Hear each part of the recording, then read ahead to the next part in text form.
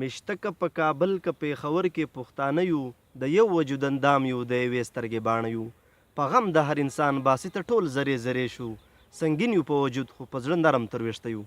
ملګرو لکه څرنګه چې تاسو ته پته ده چې د روانې میاشتې په 31 نیټه یعنی 31 مارچ به زموږ د لر او بر ملي شهید پروفیسر ابراهیم ارمان لوڼي د 40 جلسه د پښتونخوا په ستر ښار پېښور یعنی د ګلونو په ښار کې کېدونکې ده ملګرو ارمان لوڼی د پښتون کامغه وتلی مبارز و چې کله به هم مشر منظور پښتین د جلسې اعلان وکړ نو دا ځوان به سره د خپلې خور وړنګې لوڼۍ له کور راووتل بیګ به یې تر شا کړ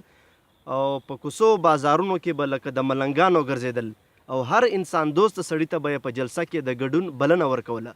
نو نن زموږ تاسې د ټولو دا فرض جوړېږي چې هم د دې جلسې دپاره ښه کلک کمپاین وچلوو او هم په دې جلسه کې په خپله ګډون وکړو سره د ملګرو ستاسو به ډېره مننئ مهرباني تشکر